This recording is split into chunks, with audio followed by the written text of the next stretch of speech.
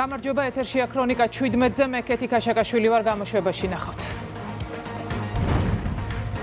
ფასების დამდგენი დროებითი კომისიის ხდომა პარლამენტში, კომისიამ იმპორტიორ სადისტრიბუციო კომპანიებს მოусმინა. მიკერძოებული და უინტერესო, როგორ აფასებს ხელისუფლება რასა იუკნევიჩიანეს ავტორობით მომზადებულ ანგარიშს.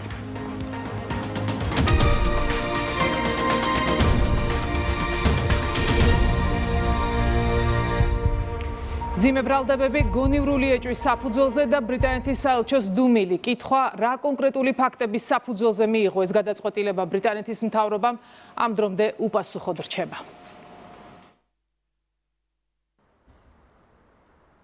ბრიტანეთის საელჩოსთან მთელი დღის განმავლობაში იმყოფებიან ქრონიკის გადამღები ჯგუფები, თუმცა ელჩი არ ჩანს. ბრიტანეთის საელჩოში იმყოფებოდა უჩან ანუაშვილი, მან ქრონიკის კითხვებს არ უპასუხა და ტრადიციულად პასუხებისგან გაქცევა შეურაცხყოფით სცადა. საელჩოსთან იყო გიორგი გახარეს პარტიის წევრიც, გიორგი შარაშიძე დაიბნა, ორჯერ გააკეთა კომენტარი და თქვა, რომ პირად საკითხებზე არა ბრიტანეთის, არამედ საფრანგეთის საელჩოში მივიდა.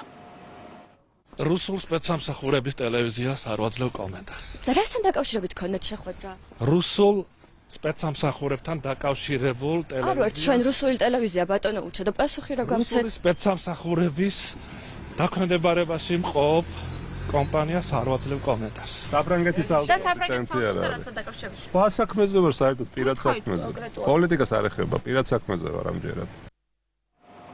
მედიის თავისუფლება დაცული იქნება. ამ პირობას დებს პრემიერ-მინისტრი ირაკლი კობახიძე ამბობს, რომ ბრიტანეთმა ტყვია ფუჭად გაისროლა. ხელისუფლების შეფასებით ბრიტანეთის ხელისუფლების გადაწყვეტილება არის თავდასხმა სიტყვის და მედიის თავისუფლებაზე. არაფერი აღარ ფასობს დიდ ბრიტანეთში, რომელიც თავის დროზე მიიჩნეოდა ადამიანის უფლებების სამშობლოდ. ახსოვს 2007 წელსაც ძალიან ბევრ ადამიანს ნაცებს უხაროდათ. როდესაც შეელახა მაშინაც იმედისთვის, მედიის თავისუფლების ძირითადი უფლება. დღეს იგივე ადამიანები არიან აჟიტირებული, თუმცა თუ მაშინ ეფექტური იყო იმედის უფლებების შელახვა, ამ შემთხვევაში ეს არის აბსოლუტურად ფუჭიმცელობა. ფურცელზე ეს არის, რა თქმა უნდა, მედიის თავისუფლების ძირითადი უფლების შელახვა, მაგრამ პრაქტიკაში ამას ვერ ექნება ეფექტი. სახელმწიფო ხელისუფლება, მთავრობა არის პასუხისმგებელი ადამიანის ძირითადი უფლებების დაცვაზე, მათ შორის მედიის თავისუფლების ძირითადი უფლების დაცვაზე. დაცული იქნება როგორც ტელევიზიისთვის ადამიანის ძირითადი უფლებები, მათ შორის მედიის თავისუფლების ძირითადი უფლება, ასევე თითოეული ჟურნალისტისთვის იქნება დაცული მედიის თავისუფლების ძირითადი უფლება, როგორც ტელეკომპანია იმედში, ისე ტელეკომპანია პოსტივიში. ამაზე ვიღებ ჩვენ სრულ პასუხისმგებლობას. არც ერთ ჟურნალისტს, არც ერთ ტელეკომპანიაში არ გაუარესდება მდგომარეობა და პირიქით სრული შესაძლებლობა ექნებათ იმისათვის, რომ ისარგებლონ მედიის თავისუფლების ძირითადი უფლებით. 105 წლის წინ რუსეთი თავს დაესხა თავისუფალ ქართულ სახელმწიფოს. 105 წლის თავზე ბრიტანეთი თავს დაესხა თავისუფალ ქართულ მედიას. რუსეთი 105 წლის წინ თავს დაესხა საქართველოს იმისთვის, რომ ჩვენი სახელმწიფო არ მოსწონდა და უნდა შეეჩერებინა ჩვენი სახელმწიფოს არსებობა, ხოლო ბრიტანეთი თავს დაესხა თავისუფალ ქართულ მედიას იმისთვის, რომ შეაჩეროს თავისუფალი სიტყვა. აღარ ვიტყვი იმ შინაარსზე, რაც მათ ჰქონდათ ამ განმარტებაში, აბსოლუტური სისულელე. როგორ თუ ტელევიზიაში ითქვა, რომ უკრაინა არის კორუმპირებული სახელმწიფო. დიახაც, კორუმპირებული კი არა, ზეკორუმპირებული არის. ბრიტანეთში თავსაფარებს კეზერაშვილი, ფორმულას პატრონი, ხაზარაძე, TV პირველის პატრონი და დამფინანსებელი. ორი ყველაზე პროპაგანდისტულ დეზინფორმაციული ტელეკომპანიის პარტიული მედიის მფლობელები უზის თავისთან ერთი. მეორე, სულ ახლახან აპირებდა ბრიტანეთი დაეფინანსებინა არათუ პროპაგანდისტულ რაღაც დეზინფორმაციულ პარტიული კედლის გაზეთი ტაბულა. დაივიწყეთ ეს. არანაირი ღირებულებები არ არსებობს. მე მგონი დაგვანახა უკვე თანამედროვე სამყარო და ამერიკელებმა ყველაზე კარგად დაგვანახეს ბრიტანელების და ევროპელების სახე. რომ თითქოს რაღაც ღირებულებებზე დგანან. 12000 კაცი ყავთ დაჭერილი იმის გამო, რომ კომენტარი არ მოეწონათ ვიღაცის. თუ კი ვისაუბრეთ ტელეკომპანია იმედზე, არის ტელეკომპანია, რომელსაც საქართველოს მოსახლეობის 40% ენდობა. აი ზუსტად ამიტომ უნდათ, რომ გააჩუმონ მართალი სიტყვა. თქვენ რა გონიათ ის, რა ქვია, ბრიტანეთის მთავრობის წევრები უყურებენ ქართულ მედიას? არა, რა თქმა უნდა. ყავთ მეხუთე კოლონა საქართველოში. ვინც ეს საქმე შეკერა თავისუფალი ქართული მედიის წინააღმდეგ. ეს ხო ის ქართველები არიან. ის გიგაურები და კინწურაშვილები და ასე შემდეგ, რომლებიც იჯდნენ ბნელ ოთახებში ფანარ ჩართულები და კერავდნენ საქმეებს თავისუფალი მედიის წინააღმდეგ. შეექმნებათ თუ არა ტელეკომპანიებს პრობლემები ფინანსური მიმართულებით, ეს კითხვები და მოლოდინი აქვს ოპოზიციურ პროპაგანდისტულ მედიას. ისინი ბრიტანეთის მთავრობის გადაწყვეტილებას გამოხატვის თავისუფლების შეზღუდვად არ აღიქვამენ. მათი მხრიდან ეს აღიარება ხელისუფლების წარმომადგენლებთან პოლემიკას მოჰყვა. გითხარით რას აპირებთ? მე თქვენ მინდა გკითხოთ, რისი იმედი გაქვთ, რა ფორმით შეეზღუდება? არ ფიქრობ. ან თქვენ თუ იმედი არ გაქვთ, რომ ტელეკომპანია იმესა ტელეკომპანია პოსტივის შეეზღუდებათ მედიის თავისუფლების ძირითადი უფლება, ამიტომ ყველაფერი ნათქვამი. გამოდის რომ ფუჭად გაისრულეს ტყვია. ან ყველა ქმედება, განხორციელდება, რაც არის აუცილებელი იმისათვის, რომ ტელეკომპანია იმედს და ტელეკომპანია პოსტივის საქართველოში არ შეელახოს მედიის თავისუფლების ძირითადი უფლება. რისი შელახვაც სცადა ბრიტანეთმა იმას ბოლომდე დავიცავთ, ხო? ისევე როგორც 2007 წლის მერე მართალია 5 წელი დაჭირდა ტელეკომპანია იმედისთვის მედიის თავისუფლების ძირითადი უფლების აღდგენას, მაგრამ საბოლოო ჯამში 5 წლის შემდეგ ჩვენმა ხელისუფლებამ უზრუნველყო ამ უფლების აღდგენა ტელეკომპანია იმედისთვის. ახლა არ დაგჭირდება 5 წელი, დაგჭირდება მაქსიმუმ 5 დღე იმისათვის, რომ სრულად უზრუნველყოთ ჩვენ მედიის თავისუფლების ძირითადი უფლების დაცვა. ბანკებიც იქნება დაცული, ტელეკომპანიებიც იქნება დაცული, ყველა სამეწარმეო თუ არასამეწარმეო სუბიექტი თავის ადამიანის ძირითად უფლებებში საქართველოში იქნება დაცული. ინათ იგივე სანქციები თქვენს მიმართ შემოვიღოთ. იგივე ზომები თქვენს მიმართ რა მოქმედდეს. შელახვა არ იქნება ეს. ხო მედიის თავისუფლების ძირითადი უფლების. ძალიან კარგი, მიღებულია პასუხი. ძალიან მნიშვნელოვანი და ღირებული იყო ეს პასუხი, დამიჯერეთ. სახელმწიფო კომპანიები გააგრძელებენ თუ არა თანამშრომლობას იმედთან და პოსტივისთან. სახელმწიფო კომპანია და არასახელმწიფო კომპანიებმაც უნდა გააგრძელოს ბუნებრივია ორივე ტელეკომპანიასთან თანამშრომლობა. თქვენ ნუ გაქვთ იმის იმედი, რომ საქართველოში შეილახება მედიის თავისუფლების ძირითადი უფლება, მეწარმეობის თავისუფლების ძირითადი უფლება.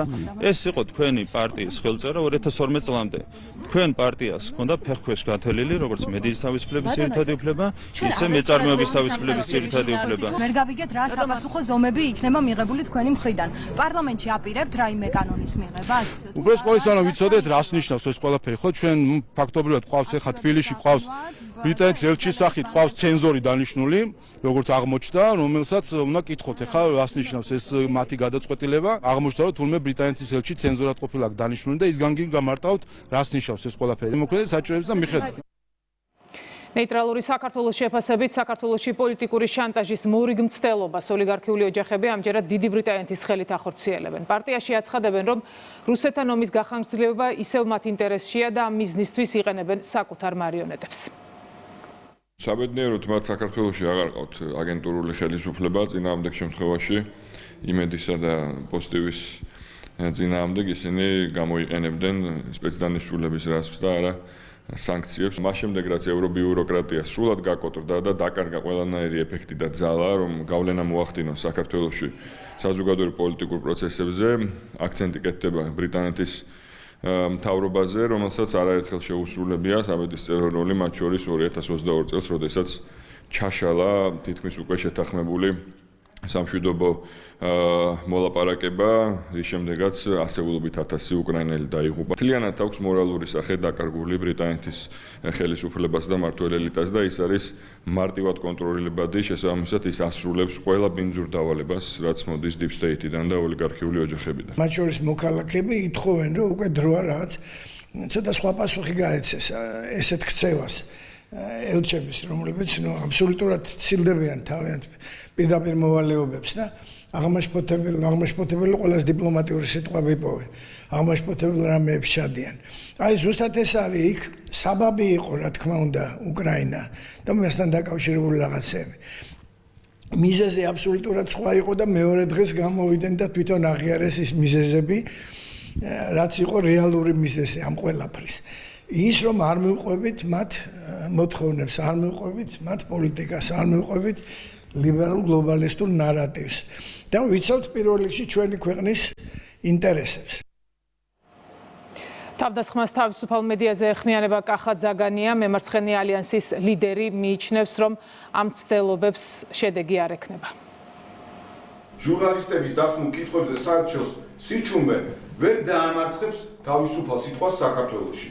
საშინელება, როდესაც იმდენად ხარ პოლიტიკური კონიუნქტურით დაბრმავებული, რომ ვერ ხედავ ფრონტის ხაზიდან იმედის ჟურნალისტები როგორ მაუწყებლობდნენ და იმ საშუალებით რისი გაკეთებად შეეძლოთ იცავდნენ უკრაინელ ხალხს.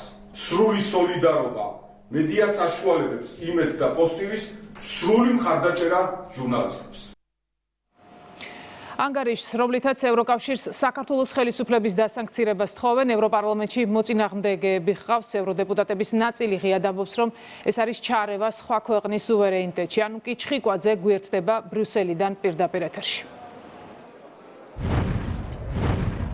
ევროპარლამენტის ტრიბუნა დღეს ნაციონალური მოძრაობის მოკავშირე რასა იუკნევიჩიანემ და პოლიტიკური პარტია IPP-ის სხვა წევრებმა კიდევ ერთხელ გამოიყენეს იმისათვის, რომ ევროკავშირისთვის მოითხოვათ საქართველოს დაუწესოს სანქციები. როგორც ისინი ამბობენ, ამ იდეით წარსულში მათ არაერთი რეზოლუცია და ანგარიში უკვე აქვთ მომზადებული, თუმცა ამ ანგარიშებს და რეზოლუციებს საბოლოო ჯამში ევროპარლამენტარების მხარდაჭერა არ აქვს. შესაბამისად, ახლა იგივე კამპანიას ისინი თავიდან იწყებენ.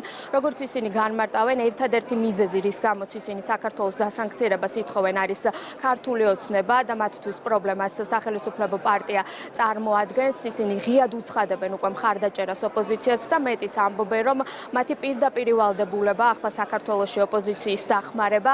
დღეს ევროპარლამენტის რიგებში იყვნენ ისეთები, ვისთვისაც ეს დამოკიდებულება და იდეა არის სუვერენულ სახელმწიფოს შიდა საქმეებში ჩარევის მცდელობა. ისინი ევროკავშირს მოუწოდებენ, რომ იმ შემთხვევაში თუ ევროკავშირს სულს საქართველოსა და ევროკავშირს შორის ურთიერთობების დასტაბილურება, არა მუქარის, შანტაჟის და სანქციების ენით უნდა ესაუბროს საქართველოს, არამედ მათ უნდა დაიწყონ ურთიერთპატივისცემაზე დაფუძნებული ურთიერთობა.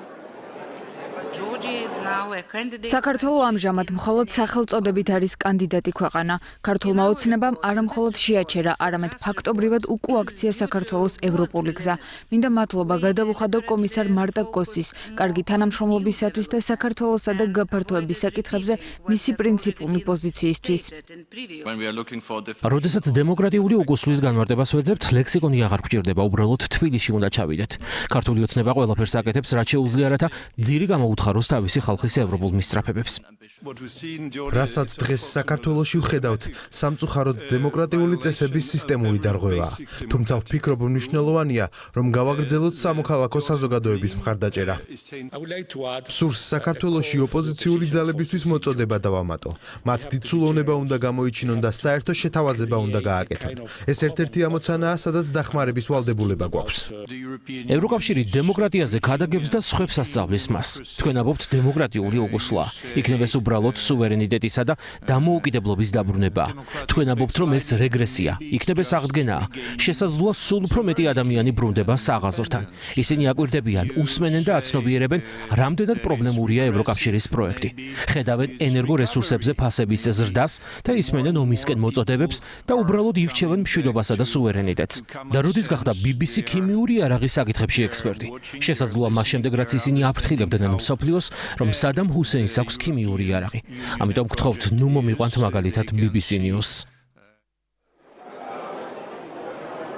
მოხსენება საქართველოს შესახებ დღეს რასა იუკნევიჩიანემ საგარეო კომიტეტის ფარგლებში წარადგინა, როგორც ის ამბობს, საქართველოს უნდა დასანქცირდეს მხოლოდ მისი პოლიტიკური გემოვნებიდან გამომდინარე, რადგან მისთვის პრობლემას სახელმწიფო პარტია წარმოადგენს, როგორც უკვე გითხარით, მსგავსი შინაარსის და იდეის რეზოლუცია ამ პოლიტიკურ პარტიას აქამდეც მომზადებია, თუმცა საბოლოოდ ამ რეზოლუციებს ევროპარლამენტარების მხარდაჭერა არ ჰქონდათ. ეს იყო ჩართვა ბრიუსელიდან და ანუკი ჩხიკვაძე. რასა იუკნევიჩიანის ავტორობით მომზადებული ანგარიში საქართველოს შესახებ საქართველოს ხელისუფლებისთვის უინტერესოა. მმართველი გუნდის ლიდერები მიიჩნევენ, რომ ამ ანგარიშის და მისი მხარდამჭერების მიზანი საქართველოს ინტერესების დაზიანებაა. რასა იუკნევიჩიანის რაც შეეხება, რა თქმა უნდა, აქ ობიექტურობას საუბარი სრულიად უადგილოა. ჩვენ ვიცით, ვინც არის რასა იუკნევიჩიანი, რა სტანდარტები აქვს მას. შესაბამისად, აბსოლუტურად უინტერესოა ის დოკუმენტი, რომელიც მე უნდა გამოვაქვეყნო. არის მარტივი კოორდინაცია ევროპულ ბიუროკრატიაში, რომლის მიზანია რაღაცნაირად დააზიანონ ჩვენი ეროვნული ინტერესები, თუმცა ხედავთ, რომ ამას პრინციპულად ვერ ახერხებენ. შეგახსენებთ, რომ მან თქვა, რომ ინფექცია არის ქართული ოცნება და ეს არის ფაშისტური განცხადება. მეორე თქვა, რომ ქართული ხალხის ბრალი არის, იმიტომ ქართულ ოცნებას ხალხს აძლევს. ასე რომ თავი პრობლემა ის არის, დღეს ევროპარლამენტში საქართველოს საკითხებს კურირებს ადამიანი, რომელიც ფაშისტური განცხადებები აქვს საქართველოს დაკავშირებით, ფაშიზმის გამარჯვების 80 წლის თავზე ხედავთ ადამიანს ევროპარლამენტში, რომელიც საქართველოსთან დაკავშირებით აკეთებს ფაშისტურ განცხადებებს. ამიტომ ითქვა კიდევაც რა დაემართება ამ რეზოლუციებს. არანაირი ფასი რა თქმა უნდა ჩვენთვის არ აქვს. ფაშისტური განცხადებების მქონე ადამიანების ფურცლები დაიხევა და გადაიყრა მაკულატურაში. ფასების დამდგენი კომისიის ხდომა გაიმართა პარლამენტში. კომიტეტის წევრებმა იმპორტიორ სადისტრიბუციო კომპანიების წარმომადგენლებს მოусმინეს, განიხილეს სასურსათო პროდუქციის ბაზრის სტრუქტურა და ფასწარმოქმნის საკითხები. ნინო არღულიანი გვერდება პირდაპირ ეთერში ხდომის დეტალებით. ბაზარზე ქსელების დომინაცია იწვევს ქვედა რგოლის ბიზნეს ოპერაციების გაუარესებას, რაც საბოლოოდ სასურსათო პროდუქტის ფასებზე აისახება. ასე შეაჯამეს დღეს კომისიის წევრებმა 3 საათიანი შეხვედრა იმპორტიორ დისტრიბუტორებთან. ამ შეხვედრისას კომპანიებმა რამდენიმე მთავარი გამოწვევა დაასახელეს. ტრადიციულად გამოწვევად დასახელდა ქსელური მარკეტების მიერ დაწესებული ეგრეთ წოდებული ქეშბექი და გამოწვევად დასახელდა ქსელური მარკეტების მიერ მათთვის დაგვიანებით გადახდილი გადასახადები, რადგან როგორც განმარტეს გაყიდული პროდუქციის საფასურს დაახლოებით 2 თვის შემდეგ იღებენ. ამ დროს მათ უწევთ დამატებითი საბანკო ვალდებულების აღება, რაც საბოლოოდ ისევ პროდუქტის ფასებზე აისახება. დღეს ერთ-ერთი კომპანიის წარმომადგენელმა შეხვედრაზე თქვა, რომ სახელმწიფო მესამე პირის სახელით ფასების რეგულირებაში უნდა ჩაერიოს. სადისტრიბუციო კომპანიებს სახელშეკრებულო პირობები გავალდებულებს, რომ ჩვენ გაყიდულ პროდუქციაზე ქეშბექი დაუბრუნოთ რიტეილს. ეს ქეშბექი ყველაზე კარგ შემთხვევაში იწყება 20%-დან და აღწევს 50%. თავისთავად დისტრიბუტორი და იმპორტიორი იძულებული არის, რომ თავის გარკვეულ მცირე მარჟას დაამატოს ის ქეშბექს დასაბრუნებელი თანხა, რომ გააგრძელოს ოპერირება. გარდა ამისა, შესვლის საფასური, მაღაზიის გახსნის საფასური, ასევე გასათვალისწინებელია ის, რომ ყველა ის თქვათ მიწოდებული პროდუქცია ვადა გასვლაზე პასუხისმგებლობა ისევ ჩვენ გვევალება და უნდა გამოვითხოვოთ და ჩვენზე არის ეს 50% როცა აქ დარჩენილი პროდუქციას ჩვენ ვერ მივაწვდით სახელშეკრულებები გვალდებულებს, რომ უნდა იყოს მინიმუმ 50%-ზე მეტი დარჩენილი ვადა.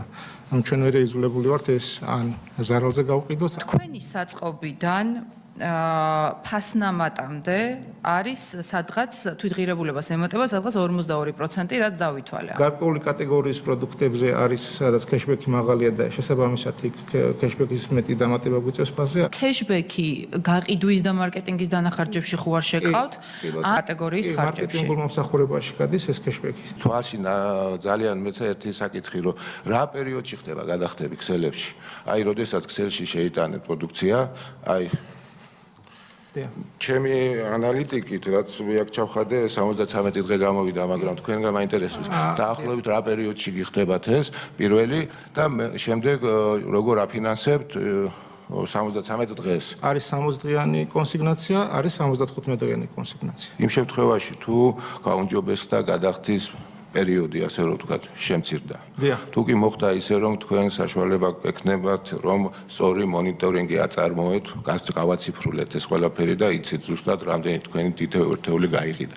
ეს არსებითად გაუმჯობესებს საოპერაციო, შეამცირებს საოპერაციო ხარჯებს. თუ კი შემცირდება მოლოდინის რეჟიმი, თანხები უფრო მალე ჩაირიცხება, ეს თავისთავად აისახება და გარკვეულ ეფექტს მისცემს კომპანიებს. ქსელებთან თქვენ მოლაპარაკების ძალაუფლება გაქვთ თუ არ გაქვთ?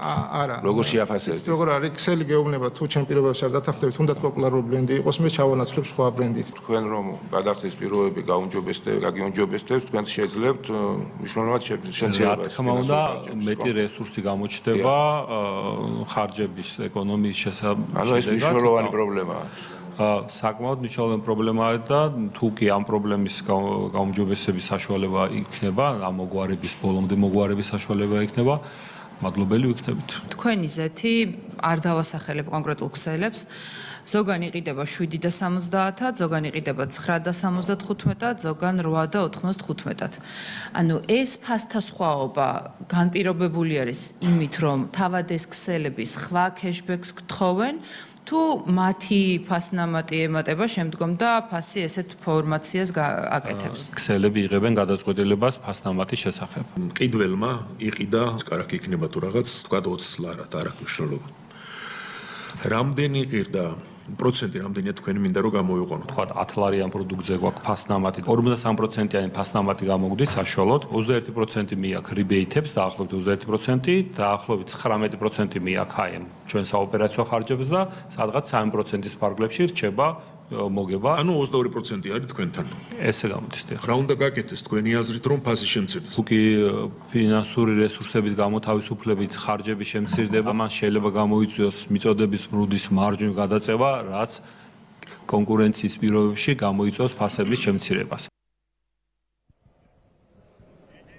ფასების შემსწავლელმა დროებითმა საპარლამენტო კომისიამ დღეს იმპორტიორებს და სადისტრიბუციო კომპანიების წარმომადგენლებს მოусმინა იმ კომპანიებს, რომლებსაც 100 მილიონამდე ბრუნვა აქვს. შემდეგი შეხვედრა ისევ იმპორტიორ დისტრიბუტორებთან იქნება. ამის შემდეგ უკვე კომისიის წევრები რიტეილერებს, ქსელური მარკეტების წარმომადგენლებს მოусმენენ.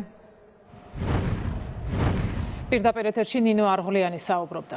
მართველი გუნდი დიპლომატების არადიპლომატიურ ქმედებებზე საუბრობს. ხელისუფლება მიიჩნევს, რომ კონკრეტული ელჩების გზავნილები ანტიქართულია. გერმანიის, საფრანგეთის და დიდი ბრიტანეთის ელჩები საქართველოს საერთაშორისო სანქციებთან მიერთებას ითხოვენ. ეს კი მართველი გუნდის შეფასებით ეკონომიკურ კოლაფსს და რუსეთთან ესკალაციას გულისხმობს. ელჩების ეს დამოკიდებულება საქართველოს ხელისუფლებისთვის იმის დასტურია, რომ არსებობს კონკრეტული ინტერესები საქართველოს მიმართ და კონკრეტული ჯგუფების ეს მიზნები ჩვენს ქვეყანაში მშვიდობას და სტაბილურობას ეწინააღმდეგება. 4 წლის განმავლობაში მართალია კულუარებში ითხოვდნენ სანქციების დაწესებას ჩვენგან, მაგრამ საჯაროდ ერიდებოდნენ ამაზე საუბარს. ეხლა გადაწყვეტეს ამ ყველაფერზე ღიად საუბარი, რაც ძალიან კარგია, რასაც ჩვენ ვეუბნებოდით საზოგადოებას და რაც ვიღაცები ამბობდნენ, რომ თითქოს ეს არ მოხდარა.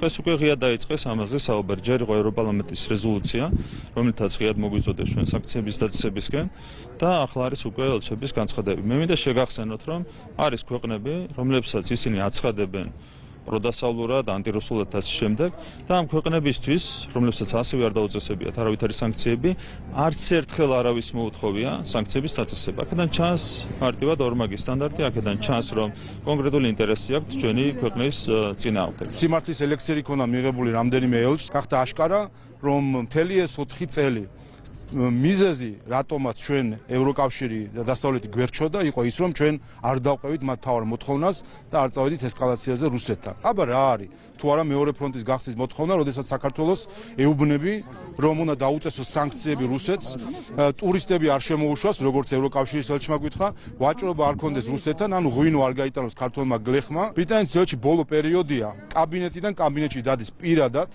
და მათ შორის პარლამენტის წევრებთან და პირდაპირ ითხოვს, რომ საქართველოში არ შემოვიდეს რუსული გაზი თუ ბენზინი, როცა მას ეუბნებიან პირადად ბრიტანეთის ელჩს, რომ ჩვენი მოსახლეობისთვის გაძვირდება საწვავის და ზოგადად ცხოვრება. იცით რა არის ბრიტანეთის ელჩის პასუხი? რომ არა უშავს. რა იყო ჩვენთანაც გაძვირდა და თქვენთანაც ძვირი გადაიხადოს მოქალაქეებმა. აი ესეთი ადამიანი, მე ქართულ ენაზე გველაპარაკება და სიყვარულს ეფიცება, აი ამ ფარისევლობას რო ხედავთ ბრიტანეთის ელჩისგან. აი ეს არის მთავარი. რა თქმა უნდა, ჩვენ ხედავთ პირდაპირ არის მცდელობა საქართველოს ჩაითრიონ რუსეთთან ესკალაციაში, საქართველოს ჩაითრიონ ცეცხლის კალში, თუნდა რუკას ჩაუგდებს, სადგადის ზუსტად ფრონტის ხაზი, ბრიტანეთის, გერმანიის ჩასვან ხა თავის ჯარისკაცები, გაუშვან იქ სანგრებში და იომონ თუ რამის თავი აქვს და თუ არაფრის თავი არ აქვს, შეეშნან საქართველოს ჩათრევას ამ უბედურებაში. უკანასკნელი 4 წლის განმავლობაში დასავლეთის ზოგი ჩინოსნები, დიპლომატები და მთავრობები მოუწოდებდნენ საქართველოს ეკონომიკური თვითმკვლელობისკენ, რათა მას რუსეთის ფედერაციის წინააღმდეგ ორმხრივი სანქციები დაეწესებინა და ამით კონფლიქტის ესკალაცია ეკონომიკური სფეროდან პოლიტიკურ და სამხედრო სარტყელში გადაეტანა. რა დროსაც მხოლოდ საქართველოს უსაფრთხოებასა და სტაბილურობას კი არ შეექმნებოდა საფრთხე, არამედ ჩვენ სახელმწიფოებრიობასაც გვექნებოდა სერიოზული ეგზისტენციალური საფრთხეები. უკრაინაში მდგრადი მშვიდობის მხარდაჭერა გაეროს გენერალურმა ასამბლეამ რეზოლუცია მიიღო, რომელსაც მხარი 107 წევრმა სახელმწიფომ დაუჭირა, მათ შორის საქართველომ, ამერიკის შეერთებულმა შტატებმა და უნგრეთმა კი კენჭისყრის დროს თავი შეიკავეს. მხარი დაუჭერეთ შესაბამის რეზოლუციას. თქვენ ჩამოთვალეთ ქვეყნები, რომლებმაც არ დაუჭერეს ამ რეზოლუციას მხარი, ასევე არის სხვა ქვეყნები, მე არ დავასახელებ შეგნებულად ჩვენ ურთიერთობებიდან გამომდინარე, რომლებმაც ასევე თავი შეიკავეს მხარდაჭერისგან, თუმცა ეს ქვეყნები არიან გამოცხადებული პროდასავლურ ქვეყნებად და ანტირუსულ ქვეყნებად. ხო, ის რამდენად სამარცხვინოა ეს ორმაგი სტანდარტები, ამას თავადაც ხედავთ.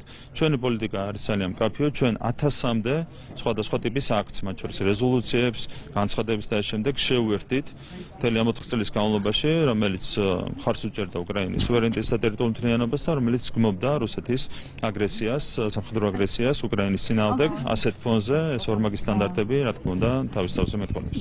არ ზელენსკი, არ ბრუსელი არ იმსახურებს ჩვენ მხარდაჭერას. ეს არიან უმადური ხალხი, რომელმაც ჩვენს ქართველი ხალხის მხარდაჭერას უპასუხეს, სად იყო ბრიტანეთი და ეს ზელენსკი რომ სანქციები დაუწესა საქართველოს მთავრობის წარმომადგენლებს.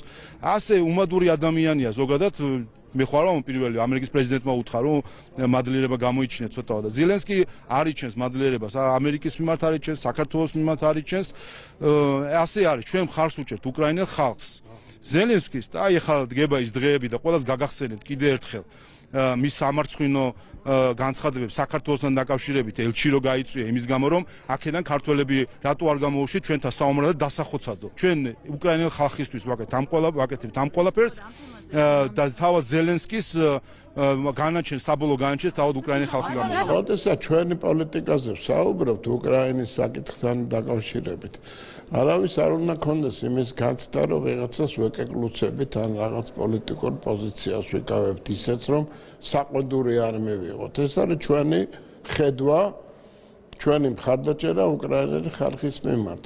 და არავითარ შემთხვევაში ეს არ უნდა აურიოთ იმ პოლიტიკურ განზომილებაში, რომელიც ჩვენ ჩამოვაყალიბეთ ომთან დაკავშირებით, საქართველოს გადარჩენის თემასთან დაკავშირებით. განსაკუთრებულად რეზოლუციების მთელი რიგი ჩამონათვალია რეზოლუციების ოფიციალური დოკუმენტები, სადაც მყარი პოლიტიკური პოზიცია გამოვავლინეთ. საუბრობენ ბრალდებებზე, რომ თითქოს საქართველოს მხარს არ უჭერს უკრაინას, რაც არის აბსოლუტური ტყუილი და ფაქტები აბსოლუტურად საპირისპიროზე მეტყველებს. ჩვენ ასობით რეზოლუციას შევუერთდით და ასობით საერთაშორისო გადაწყვეტილების თანასპონსორები და მხარდამჭერები ვართ, როდესაც სხვადასხვა ქვეყნები მაგალითად თავს იკავებენ ამ გადაწყვეტილების მხარდაჭერისაგან. ჩვენ ყოველთვის მხარში დაუდგებით უკრაინელ ხალხს და ვიქნებით მშვიდობის მხარეს როგორც ჩვენს ქვეყანაში, ასევე ჩვენს რეგიონში. ერთადერთი რასაც ჩვენ არ და ვერ გავაკეთებთ უკრაინისათვის, ეს არის რომ მეორე ფრონტს ვერ გავხსნით, იმიტომ რომ ამ შემთხვევაში ჩვენი ქვეყნის მოსახლეობის სიცხესა და ჯანმრთელობას შეექმნება კრიტიკული საფრთხე და პირიქით ის უბედურება და ტრიალდება, რაც სამწუხაროდ ეხლა უკრაინაში ტრიალებს. ამას არ ვაკეთებ და ზუსტად ამიტომაც არის ჩვენზე განსაკუთრებული და ტარგეტირებული თავდასხმები. სუსის კონტრტერორისტული ცენტრის მიერ ჩატარებული ღონისძიებების შედეგად გამოვლენილია პირთა წრე, რომლებიც ტერორისტული შინაარსის სრულ შეტყობინებებს აგზავნიდნენ. ტერორიზმის შესახებ სრულ შეტყობინების ფაქტზე დაკავებულია 2006 წელს დაბადებული მოქალაქე, ის დანაშაულს აღიარებს. რამდენიმე ადამიანის მიმართ მიმდინარეობს საგამოძიებო მოქმედებები. ამოღებულია მობილური ტელეფონები, პერსონალური კომპიუტერები, მეხსიერების ბარათები და ელექტრონული ინფორმაციის მატარებელი სხვა მოწყობილობები. დანაშაული 3-დან 6 წლამდე ვადით თავისუფლების აღკვეთას ითვალისწინებს. სუსი აფრთხილებს ყველას, რომ თითოეულ მსგავს კანონსაწინააღმდეგო ნაბიჯს მოყვება მკაცრი სამართლებრივი რეაგირება. ჩატარებული ღონისძიებების შედეგად გამოვლენილია პირთა წრე, რომლებიც ტერორისტული შინაარსის სრულ შეტყობინებებს აგზავნიდნენ. ტერორიზმის შესახებ სრულ შეტყობინების ფაქტზე დაკავებულია 2006 წელს დაბადებული პირი, რომელიც თავადაც აღიარებს ჩადენილ დანაშაულს. სხვა რამდენიმე პირის მიმართ მიმდინარეობს საგამოძიებო მოქმედებები. მათგან ამოღებული ელექტრონული მოწყობილობების შესწავლა, რის შემდეგაც მათ მიმართაც ინდივიდუალურად შესაბამისი სტანდარტის არსებობისას გატარდება სამართლებრივი ღონისძიებები. მუქარი შეტყობინებების ავტორები ძირითადად იყენებდნენ ვირტუალურ ქსელებს, IP მისამართების დაფარვის თანამედროვე ტექნოლოგიებსა და ხმის შემცვლელ პროგრამებს. გამოძიება ტერორიზმის შესახებ სრულ შეტყობინების ფაქტზე მიმდინარეობს, რაც საჯელის სახით 3-დან 6 წლამდე ვადით თავისუფლების აღკვეთას ითვალისწინებს. სახელმწიფო უსაფრთხოების სამსახურს უკვე გააჩნია შესაბამისი თანამედროვე ტექნიკური საშუალებები ზემოთ აღნიშნული დანაშაულებრივი ქმედებების გამოვლენისა და იდენტიფიცირებისთვის. ამიტომ ვაფრთხილებთ ყველას. თითოეულ მსგავს კანონსაწინააღმდეგო ნაბიჯს მოხვება მკაცრი სამართლებრივი რეაგირება. საბჭოთა არმიის მიერ საქართველოს ოკუპაციიდან 105 წელი გავიდა 25 თებერვალი საბჭოთა ოკუპაციის დღეა. ყველა სახელმწიფო უწყებასა და ადმინისტრაციულ შენობაზე დაშვებულია სახელმწიფო დროშები. კოჯორში იუნკერთა მემორიალთან იმყოფებოდნენ პრეზიდენტი, პრემიერ-მინისტრი, პარლამენტის თავმჯდომარე, დედაქალაქის მერი, მინისტრები და მმართველი გუნდის ლიდერები.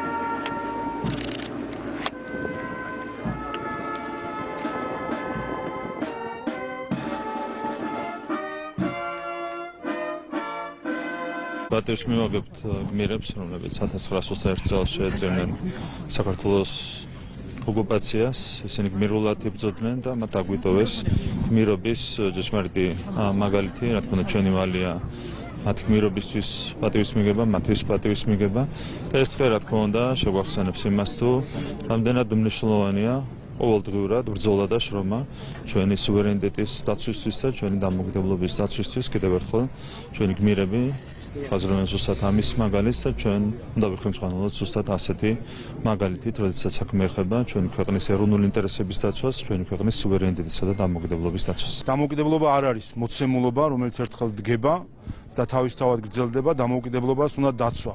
როგორც 105 წლის წინ უნდა დაცვა ჩვენს დამოუკიდებლობას, ასევე უნდა დღეს შეიძლება კიდევ უფრო მეტად, იმიტომ რომ დღეს დამოუკიდებლობის ხელყოფის ინსტრუმენტები კიდევ უფრო ფართო არის. ეს არ არის მარტო ხიშტი, ეს არის დღეს უკვე სიტყვა, ეს არის პროპაგანდა, ეს არის ჰიბრიდული ინსტრუმენტები, რომელიც საქართველოს დამოუკიდებლობის წინააღმდეგ გამოიყენება. მთავარი იარაღი მტრის ხელში ეს არის მეხუთე კოლონა. ქართული სახელები და გვარებით ადამიანები, რომლებიც ატარებენ უცხო ძალების ინტერესებს ჩვენს ქვეყანაში. დღესაც მეხუთე კოლონა ძლავრობს და ცდილობს, რომ საქართველო დაუქვემდებაროს სხვების დღის წესრიგს, სხვების ინტერესებს. ასე რომ თუკი არ ვამხელთ ქართული გვარსახელების ადამიანებს, რომლებიც უცხო ქვეყნების დროშებს აფრიალებენ, დასრულდება იმით, რომ ბოლოს თბილისის თავზე სხვა ქვეყნის დროშა აფრიალდება. აჭარის მთავრობის თავმჯდომარემ საქართველოს დამოუკიდებლობისთვის ბრძოლაში დაღუპული გმირების ხსოვნას პატივი მიაგო და მემორიალი გვირგვინით შეამკო. საქართველოს ერთიანობისთვის დაღუპულ მებრძოლთა სკვერში გმირების ხსოვნას პატივი მიაგეს ბათუმის მერმა, აჭარის მთავრობის უმაღლესი საბჭოს წარმომადგენლებმა და ვეტერანების საქმეთა სახელმწიფო სამსახურის აჭარის სამმართველოს ხელმძღვანელმა.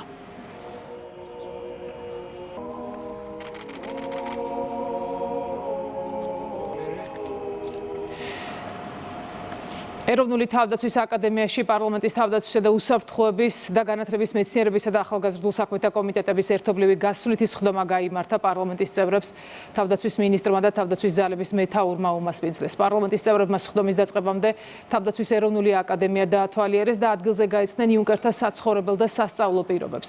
სხდომაზე განიხილეს განათლების რეფორმის ძირითადი ასპექტები. განათლების კომიტეტის სახელით მივაწოდეთ ინფორმაცია განათლების რეფორმის იმ ძირითად ასპექტებზე, რომელიც ეროვნულ აკადემიას ეხება და ასევე ვიმსჯელეთ იმ მიმართულებებით, როგორც საერთაშორისო თანამშრომლობის, ასევე კვლევა-განვითარების მიმართულებით, ინოვაციების საფუძველი არის ხოლმე სწორედ სამხედრო და თავდაცვის პლატფორმა, სადაც ძირითადი გამოგონებები და ინოვაციები სწორედ ამ პლატფორმიდან ვითარდება და განათლების კომიტეტი თავდაცვის სამინისტროსთან ერთად იმუშავებს იმისათვის, რომ კვლევა და განვითარება ეროვნულ აკადემიაში იყოს ორგანიზებული. ქონდა განხილვა განათლების რეფორმის ფარგლებში, თუ როგორ მოხდება თავდაცვის ეროვნული აკადემიის შემდგომი განათლების სისტემატიზაცია. შესაძლებლობა ქონდა რომ გვენახა რა პირობებში უხდებათ მათ ცხოვრება, რა პირობებში უხდებათ მათ განათლების მიღება, დავათვალიერეთ ის ლაბორატორიები, სადაც ისინი ეცნობიან თანამედროვე სტანდარტების დონეზე ყველა ინოვაციას. ჩვენ წარუდგინეთ ინფორმაცია თავდაცვის სამინისტროში სამხედრო განათლების სისტემაზე, ასევე დავათვალიერეთ ეროვნული თავდაცვის აკადემიის ინფრასტრუქტურა. აქ არის ყველა ის გარემოება, ყველა ის პირობა შექმნილი, რომ მიიღოს იუნკერმა უმაღლესი განათლება, უზრუნველყოფილი იყოს სხვადასხვა სოციალური პაკეტით. დღევანდელი დღე უზრუნველყოფს კიდევ უფრო მეტ ცნობადობის ამაღლებას ეროვნული თავდაცვის აკადემიაზე. განათლების მინისტრი ბათუმის შოთა რუსთაველის სახელმწიფო უნივერსიტეტს ეწვია და პროფესორ მასწავლებლებს, სტუდენტებსა და სამეცნიერო წრეების წარმომადგენლებს შეხვდა. გივი მიქანაძემ უნივერსიტეტის წარმომადგენლებს უმაღლესი განათლების რეფორმის ფარგლებში განსახორციელებელი ინიციატივები გააცნო და რეფორმის აუცილებლობასა და შრომის ბაზრის ანალიზის მიხედვით უნივერსიტეტებში კვოტების განაწილებაზე ისაუბრა. აკადემიურ პერსონალთან და სტუდენტებთან ერთად დეტალურად განვიხილეთ რეფორმის მიზნები, მისი მიმდინარეობა, დაგეგმილი კონკრეტული ნაბიჯები და ადგილობრივი ხელისუფლების წარმომადგენლებთან ერთად შესაძლებლობა ჰქონდა მოგვესმინა პროფესორ მასწავლებლების და სტუდენტების მოსაზრება. ჩვენ მივიღეთ სრული მხარდაჭერა და გამოთქმული მოსაზრება იმის თაობაზე, რომ ეს რეფორმა არის აუცილებელი. პროფესორ მასწავლებლებმა პირველი პირებისაგან სფეროს მიიღეს შესაბამისი ახსნა განმარტებები, საუბარი იყო ყველა იმ სიახლეზე, რომელსაც გვთავაზობს რეფორმა. რეფორმას ექნება რეგიონული ხელისუფლების მხარდაჭერა და ასევე უნივერსიტეტს ექნება სამმავლო მხარდაჭერა, რომელიც შესაძლებელია რეფორმის შემდგომ დაჭირდეს თუნდაც იგივე საბიუჯეტო კუთხით. რომელი შეკითხვებიც დღემდე არსებობს აკადემიურ პერსონალში, ადმინისტრაციულ პერსონალში, ფაქტიურად დღეს გაეცა ყველას პასუხი. შეკითხვები რა თქმა უნდა ბევრია და ვფიქრობ, რომ სწორედ ესეთი ტიპის შეხვედრები, რაც ძალიან მნიშვნელოვანია და ჩართულობის ერთ-ერთი საფუძველია, რა თქმა უნდა, რეფორმას წარმატებულად მიიყვანს ბოლომდე. სამართალწარმოების პროცესში ჩადენილი დანაშაულის გამოძიების დეპარტამენტმა მსჯავრდებული ელგუჯა ჩოხელის მიმართ გამოტანილი გამომტყუნებელი განაჩენების გადასინჯვის გადაწყვეტილება მიიღო. საქმეზე ჩატარდა ხელახალი სრულყოფილი და ობიექტური გამოძიება, უტყუარ მტკიცებულებათა ერთობლიობით გამოირიცხა ჩოხელის მიერ რაიმე სახის დანაშაულის ჩადენის ფაქტი. საქმეზე ჩატარებული იქნა ხელახალი სრულყოფილი და ობიექტური გამოძიება. მოპოვებული იქნა ახალი ათეულობით მტკიცებულება, შესწავლილი იქნა საგამოძიებო და სასამართლო საქმის მასალები, რომელთა ერთობლიობითაც საბოლოო ჯამში გამოირიცხა ელგუჯა ჩოხელის მხრიდან რაიმე სახის დანაშაულის ჩადენის ფაქტი. ასევე დადგენილი იქნა, რომ ელგუჯა ჩოხელის მიმართ არსებობდა ყოფილი მაღალი თანამდებობის პირის მხრიდან არალეგიტიმური ინტერესი. რამაც საბოლოოდ მისი დაკავება და უკანონო მსჯავრდება გამოიწვია. 2003 წლის 20 დეკემბერს უშიშროების სამინისტროს სპეცრაზმა დამაკავა სხვის სახელიდან ამოღებული იარაღზე. მომისაჯეს 3 წელი თავისუფლების აკვეთა. გავასაჩივრე საოლქო სასამართლოში და საოლქო სასამართლომ შემიმცირა სასჯელი 7 თვემდე. მალევე ისევ დამაკავეს, თვითონაც ნარკოტიკს ვინახავდი. ამის მერე მომისაჯეს 4 წელი თავისუფლების აკვეთა. გავასაჩივრე საქართველოს გენერალურ პროკურატურაში. დღეს მდგომარეობით დაზარალებულათა ვარ ცნობილი. დავით აღმაშენებლის სახელობის ეროვნული თავდაცვის აკადემიის იუნკრებმა კოჯორ ტაბახმელას ბრძოლებში გმირულად დაღუპულთა ხსოვნის პატივსაცემად სიმბოლურად 1921 მეტრი გაირბინეს და მემორიალთან მათ ხსოვნას პატივი მიაგეს. იუნკრებმა კოჯორში შემორჩენილი სანგრები დაათვალიერეს და 1921 წლის საბრძოლო მოქმედებების შესახებ აკადემიის სამხედრო ისტორიკოსის გიორგი ბერიძის ლექცია მოისმინეს.